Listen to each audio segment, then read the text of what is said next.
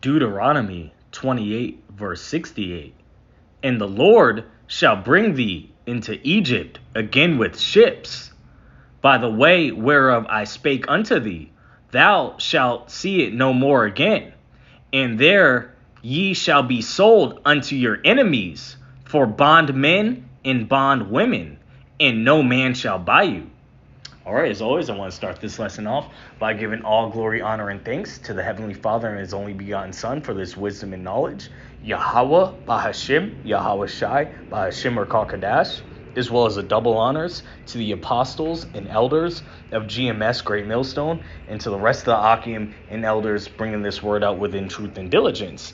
And we read Deuteronomy 28:68, basically speaking that the Lord would bring His children, the Israelites, into Egypt again. It says again, but the way of ships. And you look, let's pull up Google Maps. The ancient land of Israel is right next door to Egypt. They're completely unnecessary. You could walk from Israel to Egypt. You see? So it's talking about a new Egypt. And who got brought over by ships into slavery? Well, let's look up slavery. I typed in slavery just in Google search, and all these pictures, you're gonna see Southern Kingdom Jake, the so-called Negroes, the Haitians, the West Indians who got brought over on cargo slave ships through the Atlantic slave trade all throughout America and the Caribbean islands. So we can clearly see by this prophecy, Deuteronomy the 68th verse, who fits that prophecy that got dragged into slavery. But this is mainly speaking, this lesson is about the architecture. Being blessed to know this truth, as well as is living in Las Vegas, Nevada, it's impossible to go around doing the plantation job I do, public transportation, and not look at the architecture and acknowledge that this is Egypt all over again. America, the United States of America, it's Egypt, it's Rome, it's Greece, it's Babylon, it's Sodom and Gomorrah, it's every wicked kingdom balled into one. So this is going to be just based off architecture. And what is ancient Egypt known for? It's known for its pyramids. Well, we got that here in the United States today. Let's start with the first one, the Memphis Pyramid. And this is right here in Memphis, Tennessee, a pyramid. Let's say the Memphis Pyramid, formerly known as the Great American Pyramid and the Pyramid Arena, is a building located in downtown Memphis, Tennessee. And we look up what was the capital of ancient Egypt. Let's type that in Google. Egypt, Memphis, city and capital of ancient Egypt, right there.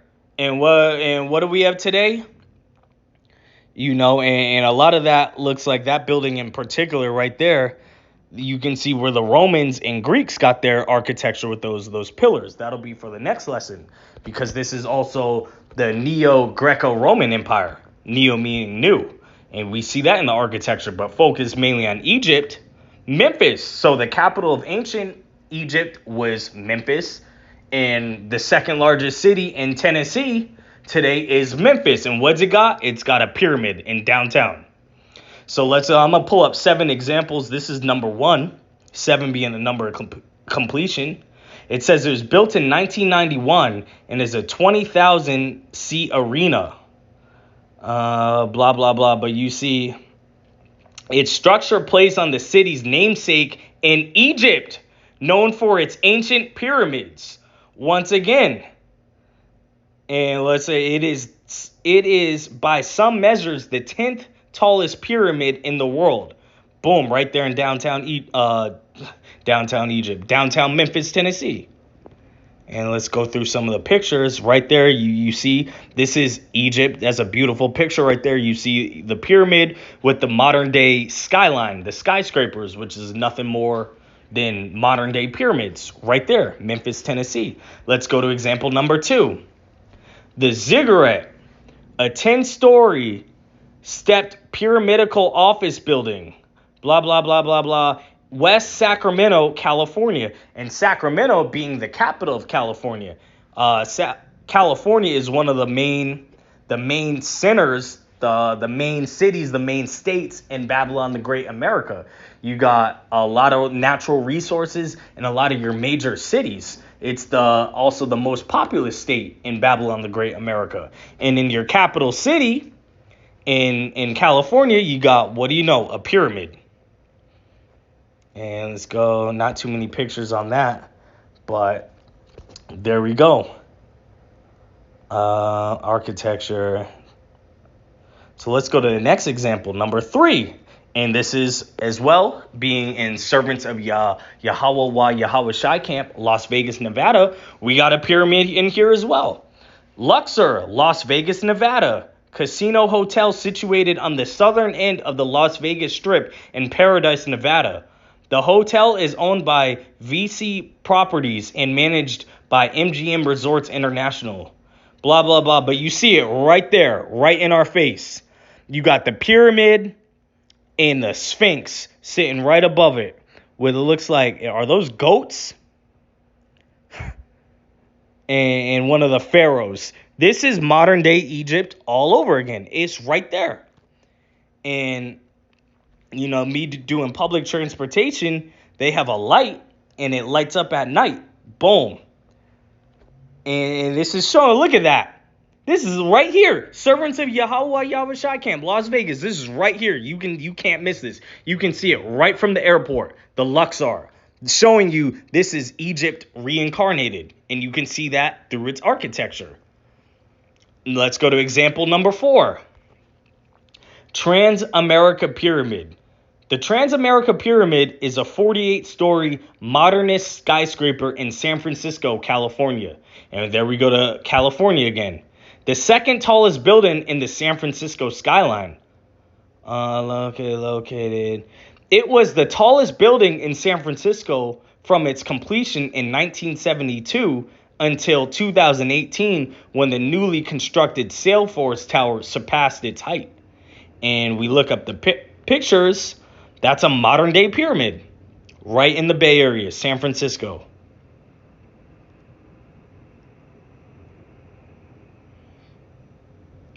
Showing you this is Egypt all over again.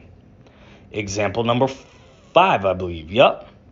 And the other ones I knew, I never even heard of this one until the other day when I looked it up. Via 57 West is a residential building located in 625 West 57th Street between 11th and 12th Avenues in Hell's Kitchen, Manhattan, New York City. So right now we already hit Memphis, Tennessee, which is named after the capital of ancient Egypt. We got the capital city in California, as well as one of the economic hubs in California, San Francisco, all having pyramids. And here we go in New York City, the economic hub in Babylon the Great America, the New Egypt, also having a pyramid. And this is in Manhattan, where all the pyramids are located, all the skyscrapers. And there's some better pictures online to show you.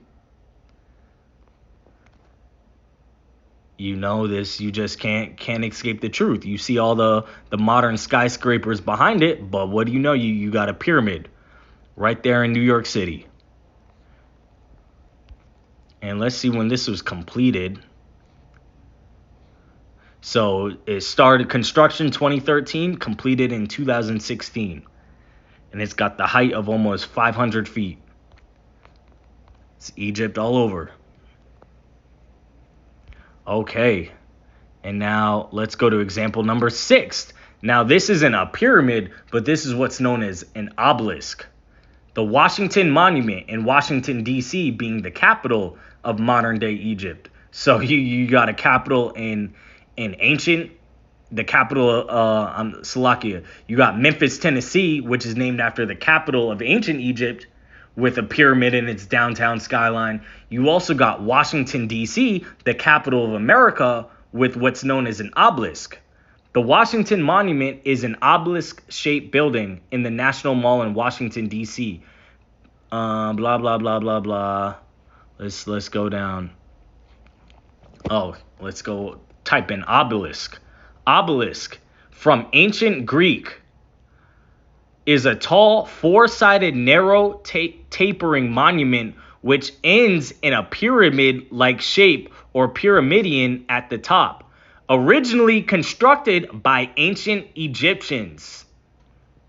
And right there, one of the two Luxor obelisks, and that's the pyramid named in Las Vegas, Nevada, Sin City, showing you Babylon the Great, the United States, is a reincarnation of every wicked kingdom erected. And right there we see an obelisk in ancient Egypt that looks very similar. That type of style and architecture looks very similar to what we see in Las Vegas. Okay, but to get to the point, D.C., the Washington Monument is an obelisk. And the America, the nation's capital. And that's also referring to the three frogs in Revelation. Because the Revelation refers to three frogs. One of the frogs being referring to the beast, the Roman Empire. One of the frogs being D.C., Washington, D.C., which represents the military. You got London, which represents the banking. And then you got the Vatican, which represents the wicked, corrupted doctrine of the Bible. Where you got that letter P, Pope, that letter P in the alphabet gang, Pope, corrupting Yahweh Ba'Shem Yahushua's doctrine. So that shows you the Washington Monument right there in America's capital. Okay, and let's go to the final result, which once again shows you this is Egypt all over again, the U.S. $1 bill. What do we have right there? We got on the left end a pyramid, and on the right hand an eagle. And the scriptures refer to the new, and the ancient Roman Empire as an eagle. It refers to Esau, Edom as well, the so-called white man, represented by an eagle. And the bear, being Russia, will take down the eagle, which is prophesied. But right there you see it, a pyramid, ancient Egypt on the $1 bill. And I'm going to get into this in the next lesson, being America is Rome, Greece, Rome 2.0. This is written in Latin. And who spoke Latin? Which was the Romans. And Apostle Tahor speaks on that when he Tucker Carlson walked by the camp, walked by the elders and the prophets and apostles in New York City. He spoke on what this means in Latin, but it's just to highlight the Egypt part. It's Egypt all over again. We can see all the evidence. So this is just a quick hit. I hope this was edifying. Shalom.